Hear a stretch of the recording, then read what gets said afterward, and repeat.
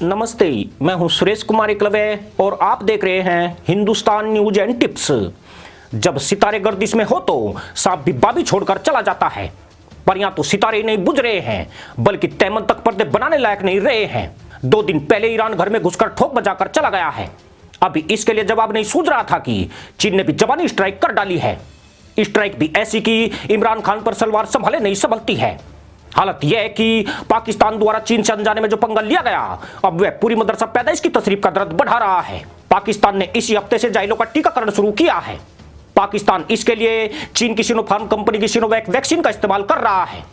चीन ने अपनी वैक्सीन की 5 लाख डोज पाकिस्तान को भीख में दी है। वैक्सीन फ्री में देने की एवज में चीन ने पाकिस्तान के सामने शर्त रखी थी कि वह खुद अपने खर्चे से इस वैक्सीन को लेकर जाएगा। पर मजे की बात यह है कि कंगाली में टोपी को अंडरवियर बना रहे पाकिस्तान ने एक हवाई जहाज भेजने की प्लानिंग करने में ही कम से कम 1 महीना खर्च कर दिया। किसी अन्य देश से वैक्सीन की खैरात मिलती न देखकर इमरान सरकार ने आखिरकार इसी रविवार को एक स्पेशल विमान चीन में भेजकर वैक्सीन को मंगवाया। परंतु अपने यहां कोविड-19 विरोधी टीकाकरण अभियान की शुरुआत के 1 दिन बाद ही पाकिस्तान ने चीन के सिनोफार्म टीके पर सवाल उठा दिए। सवाल भी छोटे नहीं है बल्कि उनकी धमक अंतरराष्ट्रीय स्तर तक गूंज गई है। इसका असर इसलिए भी व्यापक हुआ है क्योंकि जिस पाकिस्तान ने टीके पर सवाल उठाए हैं वह चीन का सबसे तगड़ा चेला है और वह उसके खिलाफ तभी आवाज उठाता है जब अति की सारी हदें पार हो जाती है। प्रधानमंत्री के स्वास्थ्य मामलों के विशेष सहायक डॉक्टर फैजल सुल्तान ने कहा है कि चीनी कंपनी सिनोफार्म का सिनोवैक टीका 60 साल से ऊपर की आयु वालों के लिए प्रभावी नहीं है। चीनी टीका केवल 18 से 60 साल तक के आयु समूह के लिए कुछ कामयाब है।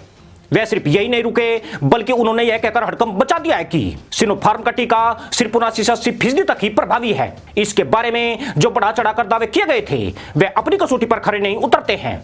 चूंकि चीनी वैक्सीन पर यह बयान पाक सरकार की तरफ से आधिकारिक स्तर पर दिया गया है, इसलिए चीन पाकिस्तान पर भड़क गया है। इधर चीन भड़का, उधर यही बयान पाकिस्तान के गले की हड्डी बन गया।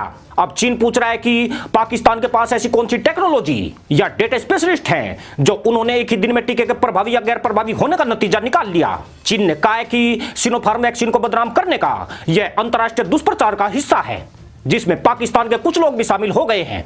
अगर पाकिस्तान को लगता है कि चीनी टीका अपने दांव पर खरा नहीं उतर रहा है तो उसे तुरंत इस टीके को वापस चीन भेज देना चाहिए। वह पाकिस्तान के किसी भी दावे को स्वीकार नहीं करता है। उसके वैज्ञानिकों ने दुनिया के लिए एक बेहतरीन वैक्सीन बनाई है जिसका परिणाम 90% से ज्यादा मिल रहा है। आपको यह भी बता दें कि पाकिस्तान द्वारा लगाए गए आरोपों से पहले ब्राजील भी चीनी टीके पर सवाल उठा चुका है। ब्राजील के राष्ट्रपति जाइर बोल्सोनारो ने चीनी वैक्सीन को 50% तक प्रभावी बताया था। साथ ही इस वैक्सीन के गंभीर साइड इफेक्ट से भी दुनिया को आगाह किया था। अब पाकिस्तान ने सिनोवैक पर विपरीत बयान देकर चीन का पारा चढ़ा दिया है। दरअसल चीन के गुस्से में आने की एक बड़ी वजह और है। चीन को लगता है कि पाकिस्तान की तरफ से दिए जाने वाले बयान भारत को खुश करने के लिए दिए जा रहे हैं। पाकिस्तान चीनी वैक्सीन पर सवाल उठाकर भारत की वैक्सीन लेने की जमीन तैयार कर रहा है। भारत में निर्मित कोवैक्सीन और कोविशील्ड के टीके सर्वाधिक प्रभावी रहे हैं। साथ ही इन वैक्सीन का कोई दुष्परिणाम भी सामने नहीं आया है। खास बात यह है कि चीनी वैक्सीन में सुअर के मांस की इस्तेमाल की बात अब पूरी तरह जग जाहिर हो चुकी है। इस वजह से भी मदरसा पैदाइश टीकाकरण कराने में कोई दिलचस्पी नहीं दिखा रही है। इससे भी पाकिस्तान को महसूस हो रहा है कि चीन के भरोसे उसका टीकाकरण अभियान कामयाब नहीं हो पाएगा। चीनी वैक्सीन पर उंगली उठाकर पाकिस्तान अपनी जनता के सामने साबित करना चाहता है कि वह आवाम की आशंकाओं को पूरी तरह समझता है और अन्य वैक्सीन को देश में लाने का मार्ग प्रशस्त कर रहा है। यानी चीन का यह पालतू कुकुर उसे दांत दिखाकर दोगली मुल्ला नीति की राह पकड़ गया है। पर मामला सिर्फ यहां तक नहीं है। पाकिस्तान ने अपने हित के लिए जिस तरह चीन को बलि का बकरा बनाया है, उसने चीन को तो बड़ी मुश्किल में ही डाला है, पाकिस्तान की परेशानी भी बढ़ा दी है। चीनी वैक्सीन के नतीजों पर पाकिस्तान के दावों के बाद अब कई देश चीनी टीके से दूरी बना सकते हैं। इससे चीन को बड़ा आर्थिक खामियाजा भुगतना पड़ सकता है। साथ ही चीन ने भारत की देखा देखी जो वैक्सीन डिप्लोमेसी शुरू की थी उसका पलीता लगने के भी आसार हैं, क्योंकि गुणवत्ताहीन वैक्सीन को कोई फ्री में भी लेना नहीं चाहेगा।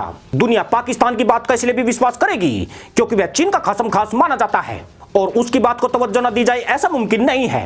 हालांकि पाकिस्तान अभी भी उम्मीद कर रहा है कि उसे चीन की दूसरी वैक्सीन कैंसिनो बायोन मिल सकती है जिसके नतीजे ज्यादा प्रभावी हो सकते हैं। इस वैक्सीन का ब्लाइंड क्लिनिकल ट्रायल इसी महीने पाकिस्तान में शुरू हुआ है। इस वैक्सीन का तीसरे चरण का ट्रायल मदरसा मुल्क के 3 शहरों में किया जा रहा है। पाकिस्तान द्वारा सिनोफार्म के टीके के प्रति उदासीनता इसलिए भी बढ़ी है क्योंकि आज चीन उसे यह टीका मुफ्त में जरूर मुहैया करा रहा है, मगर आने वाले वक्त में इसे खरीदना उसके लिए मजबूरी हो जाएगी।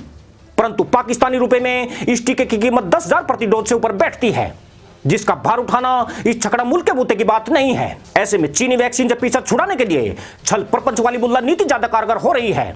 जहां पाकिस्तान एक तीर से दो शिकार कर रहा है। वह चीनी वैक्सीन से पीछा भी छुड़ा रहा है और अन्य वैक्सीन के लिए अपने दरवाजे भी खोल रहा है। यानी पाकिस्तान चीनी टीके पर अपनी निर्भरता खत्म करने के लिए चीन के खिलाफ बयान देने पर उतर चुका है।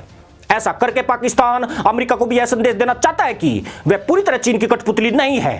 कहने वाले तो यह भी कहते हैं कि पाकिस्तान चीनी टीके की प्रभावशीलता पर प्रश्न चिन्ह लगाकर वैक्सीन बनाने वाली अन्य कंपनियों से भी फ्री में वैक्सीन पाने की उम्मीद कर रहा है। यह उस मुल्ला वाली नीति है जो ईद के मौके पर भीख वाली चादर की लंबाई 4 गुनी कर देता है। इसका मतलब यह है कि अगर वैक्सीन निर्माता देश कुछ लाख वैक्सीन मार्केटिंग के तौर पर पाकिस्तान को मुफ्त में देते हैं तो इससे पाकिस्तान के उन जाहिलों का टीकाकरण हो पाएगा जिनमें कोरोना के लक्षण नजर आ रहे हैं।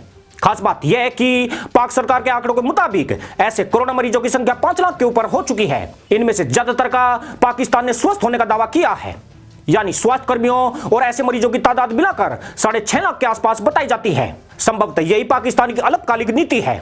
अल्पकालिक इसलिए कि विश्व स्वास्थ्य संगठन के कोवैक्स से उसे कोविशील्ड वैक्सीन के देर से मिलने की उम्मीद है।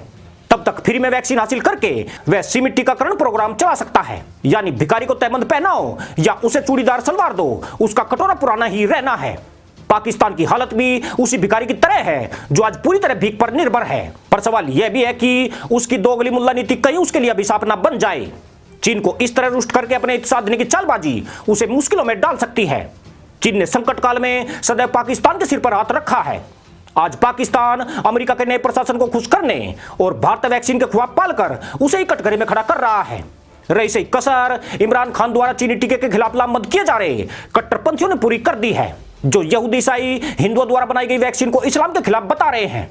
जबकि दुनिया में एक भी इस्लामिक देश नहीं है जो वैक्सीन बनाने की बुद्धि रखता है। बुद्धि रखेगा भी कैसे, सारी बुद्धि तो जमीन पर सिर मारकर उधे मुंह कर दी है।